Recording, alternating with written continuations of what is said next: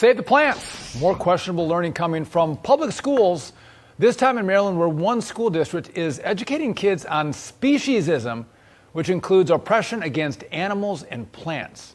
Here now is Vivek Ramaswamy, Strive founder and executive chairman. Vivek, good to see you.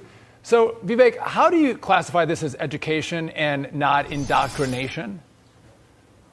They are teaching kids what to think, not how to think anymore. And if you think about what's embedded in this, they're basically comparing the relationships of human beings to animals and even plants to, of course, a BLM curriculum that's about how human beings relate to one another, which is a laughable idea. And just think about the most toxic philosophies of the 20th century, German Nazism, which is identity politics on steroids, compared with Soviet Marxism, which is an oppressor-oppressed narrative on steroids.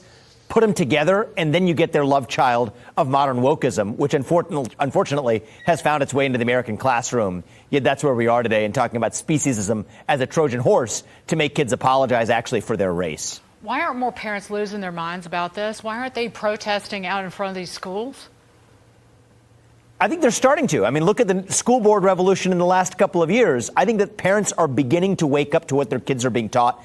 I think that is a good thing. But I think they need to take this to the next level. I mean, I spoke to a group of parents here in Columbus, Ohio, just a couple of weeks ago. And what I encourage them to do is, beyond just telling the schools what not to teach, now we need to move forward and talk about what we do want to be teaching our kids, about an American identity to actually be proud of. The revival of civic education and civic duty, that's what I think can dilute this otherwise lost woke agenda to irrelevance. Right. And I hope that's what parents and others do in the years ahead. Yeah, and it's one thing if you know how to read and write and math and science, you're killing it there and you're going then woke in other places. But when you can't read and write and you're teaching this garbage, doesn't make any sense. Another